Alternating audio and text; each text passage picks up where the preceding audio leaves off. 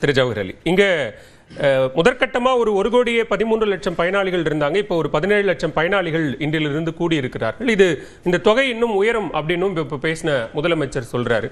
இதுல எந்த இடத்துல இது தேர்தலை மனதில் கொண்டு செயல்படுத்தப்படுற திட்டம் அப்படின்னு அதிமுக பாக்குது?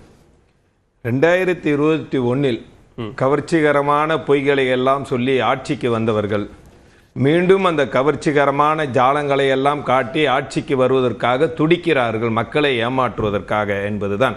இது மகளிர் உரிமை தொகை இல்ல, ஓட்டுக்கள் பெறுவதற்கான தொகை, மகளிர் ஓட்டுக்களை பெறுவதற்கான தொகை.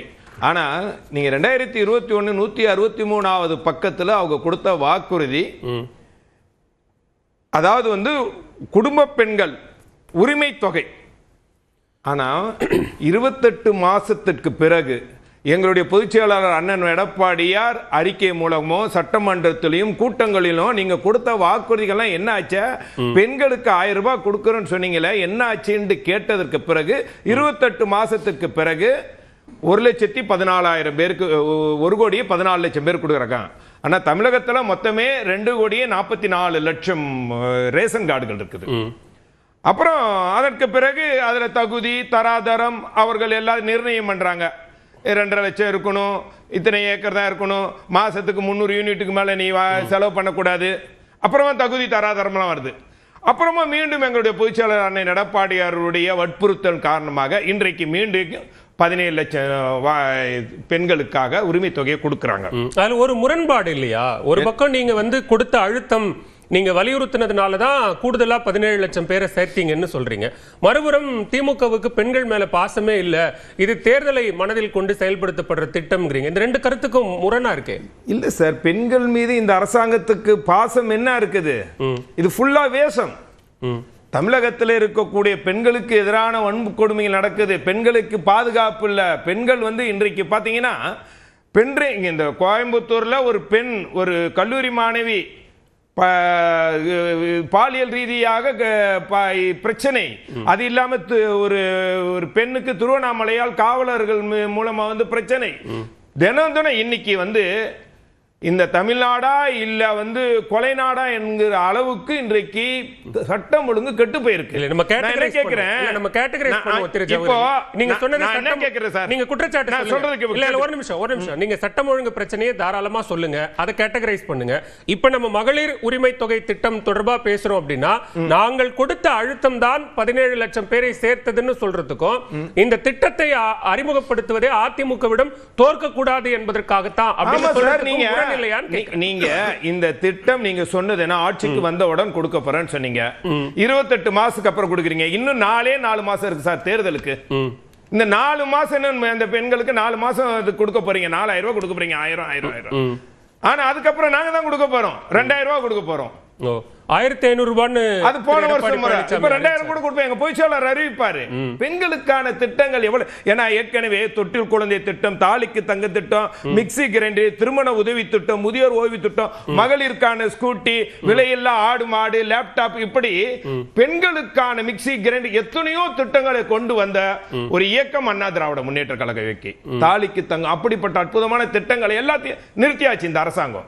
நிறுத்திட்டு இன்றைக்கு ஓட்டுக்காக இன்றைக்கு கொடுக்க இன்னைக்கு இங்க விழா நடக்குது. அதிமுக கொடுத்தா சார் அதெல்லாம் மக்கள் நல திட்டங்கள். நாங்க மீனை கொடுக்க மாட்டோம். மீனை பிடிக்கிறதுக்கான கத்து கொடுப்போம். ஆடு மாடு கோழி 1,500 ரூபாய் திரு எடப்பாடி பழனிசாமி கொடுப்பேன்னு சொல்லி விழுப்புரம் வானூர்ல நடந்த பரப்புரை சொன்னாரு. நீங்க இப்ப 2,000 ரூபாய் கொடுப்பாரு அறிவிப்பாருன்னு சொல்றீங்க. நான் சொல்லல, மீன் பிடிக்க கற்றுக் கொடுப்பவர்களுக்கு ஏன் 2,000 ரூபாய் கொடுக்கணும்? கத்து கொடுக்கலாம்ல. இல்ல அது நான் சொல்றேன், இது உரிமை திட்டம். நான் கேட்கறது நீங்கள் அறிவிப்பு அறிவிச்சு ஏன் இத்தனை கடைசி கட்டத்துல இன்னும் 4 மாசம் இருக்கு இந்த ஆட்சி போறதுக்கு, இப்ப கொடுக்க வேண்டிய அவசியம் என்ன வந்திருக்கு? அப்ப தேர்தலுக்காண்டி கொடுங்க. முன்னாடியும் அந்த 1,13 லட்சம் பேருக்கு எப்ப கொடுத்தாங்கன்னா நாடாளுமன்ற தேர்தலுக்கு 6 மாசத்துக்கு முன்னாடி கொடுத்தாங்க. அது முக்கியமான பாயிண்ட். அது தேர்தலுக்காக கொடுக்கப்பட்டது.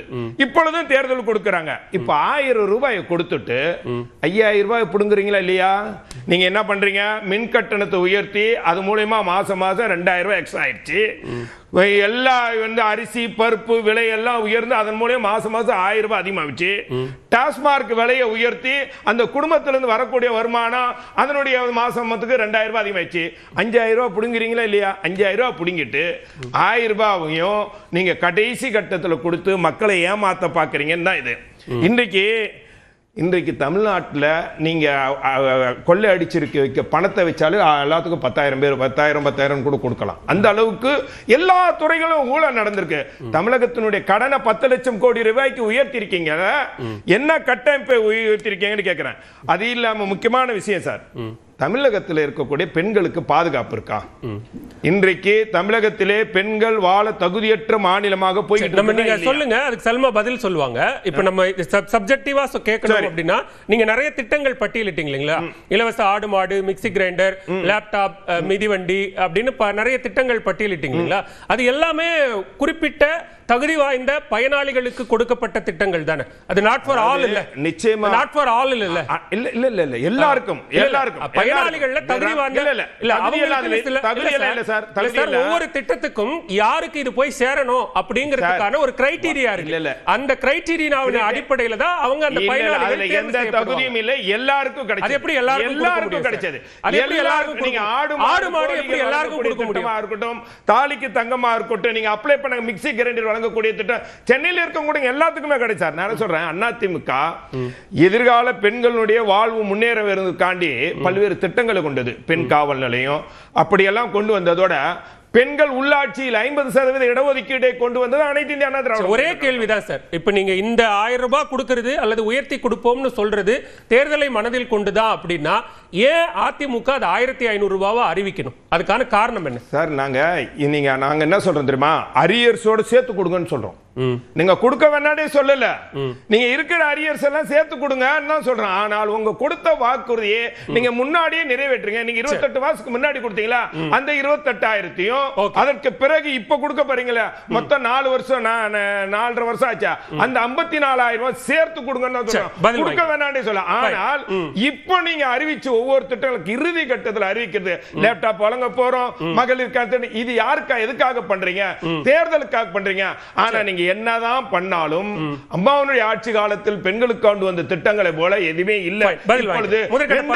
பெண்கள் வாழ்வதற்கு ஒரு பயந்த நிலையில் வாழ்றாங்க அப்படிங்கிறது எங்களுடைய குற்றச்சாட்டு. திருமிகு சல்மா, இங்க தேர்தலை மனதில் கொண்டு மிக குறிப்பா அதிமுகவிடம் தோற்றுவிடக் கூடாது அப்படிங்கிற காரணத்திற்காக மகளிர் உரிமை தொகை திட்டத்தினுடைய விரிவாக்கத்தை முதலமைச்சர் அறிவிக்கிறார். பெண்கள் மேல திமுகவுக்கு பாசம்லாம் இல்ல, இது முழுக்க முழுக்க தேர்தல் கணக்கு அப்படிங்கிறாரு திரு எடப்பாடி பழனிசாமி. எடப்பாடி பழனிசாமி இன்னைக்கு என்னவா இருக்காருன்னா, தோல்வி பயத்துல மிகப்பெரிய அளவுக்கு தடுமாறிக்கிட்டு இருக்காரு. தன்னுடைய ஆட்சி காலத்துல ஏராளமான பணத்தை கொள்ளையடிச்சிட்டு